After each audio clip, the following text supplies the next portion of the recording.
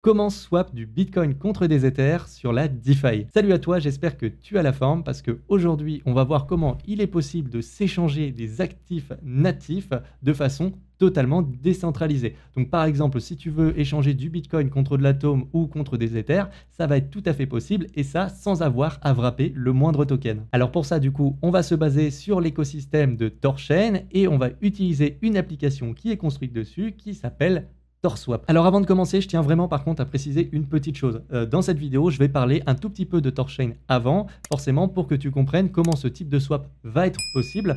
Néanmoins, je tiens vraiment, et j'insiste là-dessus, à préciser que cette vidéo n'est pas une présentation de Thorchain, en aucun cas. Je n'incite pas du tout à investir par exemple sur le token du Rune. Si tu veux aller faire tes propres recherches, ça je te le recommande vivement par contre.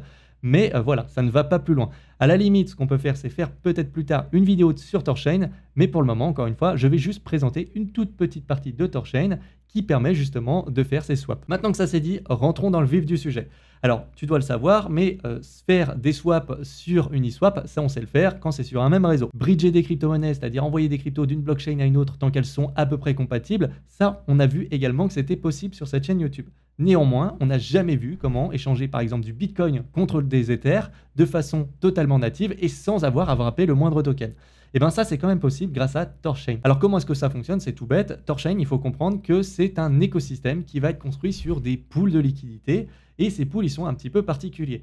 C'est-à-dire que tu auras des pools systématiquement contre le token du projet, le Rune. C'est-à-dire que dans chaque pool, à chaque fois, tu auras forcément du Rune contre un autre actif. Donc par exemple, tu auras des pools BTC Rune, tu auras un pool ETH Rune, Atom Rune, mais par contre, tu n'auras pas de pool par exemple avec de l'Atom ou de l'ETH, de BTC ou d'ETH. Tu auras forcément un actif contre du Rune. Et dans chaque pool, par exemple, si tu as 10 millions de dollars d'un actif, tu auras 10 millions de dollars de Rune qui seront en face. Alors pourquoi dans ces pools, du coup, il y a forcément du Rune en face et pas deux actifs qui n'ont rien à voir avec le token du projet? En fait, c'est très simple, ça va être notamment pour faciliter les échanges.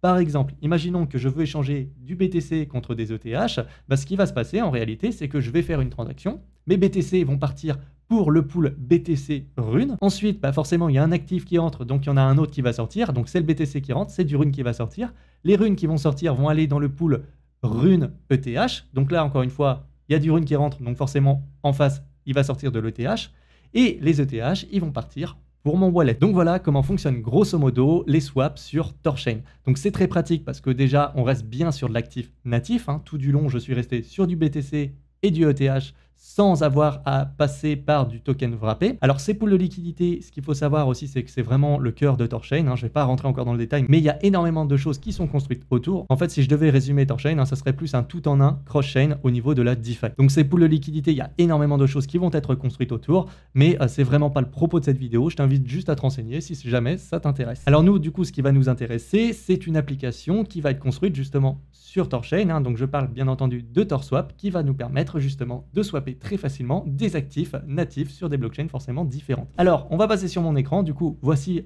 TorSwap. Alors, je vais te présenter, tu vas voir, ça fonctionne quasiment comme un DEX standard. Néanmoins, il y a quelques petites subtilités. Donc, je pourrais échanger en effet du Bitcoin contre des ETH. Je ne vais pas le faire parce que forcément, la transaction va être un peu plus longue. Sur BTC, je rappelle quand même que tu vas, sur Bitcoin, je rappelle que tu vas avoir en moyenne 10 minutes d'attente pour juste une transaction et que derrière, tu as d'autres mécanismes qui vont entrer en jeu. Donc moi, j'ai déjà fait la transaction Bitcoin contre l'ETH et ça m'a pris environ 1 heure. Donc, on ne va pas faire celle-ci. J'ai par contre préparé des wallets avec du Litecoin et j'en ai un autre où je vais recevoir du coup à la place des atomes. Et ça va être ça qu'on va utiliser pour mon exemple.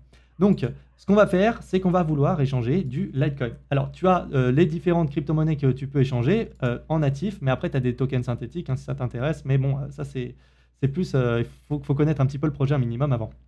Alors, du coup, moi, ce que je vais choisir, c'est du Litecoin. On va taper LTC, voilà. Ensuite, je vais avoir en retour de l'Atom. Donc, je vais taper Atom. Atom. Voilà. Et donc, du coup, je vais choisir en natif. Parce que tu vois, là, j'ai le token synthétique. Moi, c'est pas ça qui m'intéresse. Donc, maintenant, ce qu'on va faire, forcément, il va falloir peut-être connecter un wallet. Alors, je peux cliquer ici ou cliquer ici. De toute façon, ça n'a pas d'importance. Alors, ce qu'il faut savoir, c'est que voilà, tu as les réseaux supportés ici. Et là, tu vas avoir les wallets. Alors, ce qu'il faut savoir, c'est que tu vas pouvoir supporter forcément pas toutes les crypto-monnaies sur chaque wallet. Donc, tu en as deux qui vont absolument tout supporter. Alors, le premier, ça va être XDeFi que je vais utiliser d'ailleurs pour le Litecoin. Alors, j'en ai pas fait de présentation sur cette chaîne parce que c'est pas un wallet dont j'apprécie vraiment l'interface. Après, je sais que c'est un wallet correct, mais moi, c'est pas un wallet que j'utilise beaucoup. Je préfère sur la DeFi notamment utiliser Ruby Wallet. Lui, je l'ai présenté par contre. Mais pour le Litecoin, j'avais pas trop le choix. Et je pourrais aussi l'utiliser du coup pour recevoir mes atomes, mais je vais te montrer comment connecter deux wallets si tu n'as pas deux wallets qui sont compatibles. Comme ça, tu auras l'exemple, mais sinon, je peux très bien utiliser un wallet, notamment quand j'avais swappé par exemple mes bitcoins contre de l'ETH, j'avais utilisé Ledger tout du long. Alors, du coup, moi je veux connecter XDeFi pour Litecoin, tu vois, XDeFi, je clique sur connecter un wallet. Alors, à partir de ce moment-là, voilà, ça va me mettre ça, je vais cliquer sur le wallet que je veux. Donc là, j'ai mon wallet que j'utilise pour faire mes vidéos. Hop, j'avais importé la seed phrase. Donc là, je vais cliquer sur connecter. Alors là, j'ai accès au wallet sans problème, tu vois. Ça me montre que j'ai 0,27 Litecoin. Alors maintenant, je vais ajouter un autre wallet. J'en ai préparé un autre. J'ai préparé Kepler, qui est justement le wallet principal sur l'écosystème Atom. Alors, ce que je vais faire, c'est que je vais cliquer là-dessus. Je vais cliquer sur Cosmos. Ensuite, je vais sélectionner Kepler. Je vais cliquer encore une fois sur connecter un wallet. Là, j'ai Kepler qui va se proposer. Ensuite, je vais cliquer sur Approve et là, du coup, c'est parti. Je vais avoir connecté deux wallets. Donc là, normalement, j'ai mon wallet Litecoin et sur Atom, j'ai rien du tout. C'est normal, c'est prévu parce que je dois recevoir des atomes dessus. Donc le voilà. Maintenant, pour faire mon swap, je vais rentrer justement du coup le prix. Alors ici, du coup, ça va me donner 1,7 atomes à l'arrivée.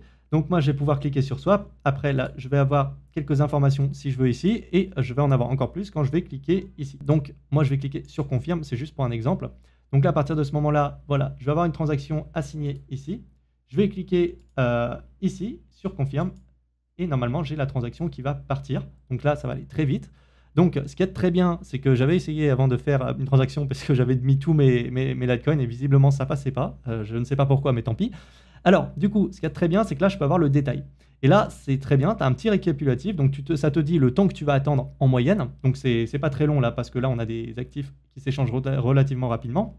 Alors, ce qui va se passer, c'est que là, je vais avoir le transfert de Litecoin qui va arriver d'abord dans le pool LTC Rune. Ensuite, là, je vais avoir pendant cette étape mes runes du pool de liquidité qui vont arriver dans le pool du coup Atom Rune. Et à la fin, là, je vais avoir les atomes qui vont sortir du pool et qui vont arriver sur mon wallet.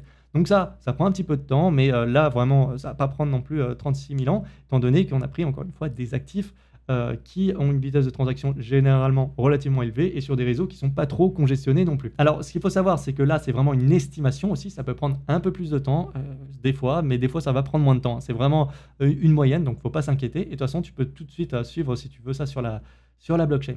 Alors moi, ce que je te propose, c'est que je vais faire un petit cut et on se retrouve une fois que la transaction est arrivée. Bon, du coup, c'est bon, le transfert a été effectué. Alors, tu peux le voir, j'ai eu à peu près 10 minutes d'attente, quasiment 11 minutes même. Donc, ça peut prendre un petit peu de temps, tu le vois. Alors maintenant, ce qu'on peut faire, c'est aller vérifier ici si on a bien reçu les atomes. Donc là, normalement, je devrais les avoir. Donc après, c'est peut-être une question d'actualisation de wallet, ça peut se faire. Donc là, je vais actualiser. On va voir. Donc là, j'ai bien reçu mes atomes, tu le vois ici. Et sinon, je peux aller directement dans Kepler, directement. Et j'ai bien reçu la quantité d'atomes. Tout à l'heure, j'avais 0. Et là, ça y est, j'ai quelque chose. Donc voilà, c'est tout simplement comme ça que ça fonctionne, TorSwap. Donc j'espère que ce petit tuto te sera utile. Si tu souhaites quand même rester sur la DeFi et continuer d'échanger des crypto-monnaies comme du Bitcoin, de l'Ethereum, etc., ça sera vraiment très pratique de passer par Torchain. Alors si jamais tu as des questions, comme d'habitude, n'hésite pas à les poser en commentaire. Et c'est pareil, comme d'habitude, si jamais la vidéo t'a plu, n'hésite pas à me mettre un petit like, à t'abonner et à activer la cloche des notifications pour ne pas louper les prochaines vidéos, sachant qu'en plus il y a beaucoup de personnes qui regardent mes vidéos mais qui ne sont pas abonnées. Donc si vraiment tu veux me soutenir, faut pas hésiter à le faire. Merci infiniment. Sinon, je te souhaite de passer une bonne journée. Je te dis à la prochaine. Ciao.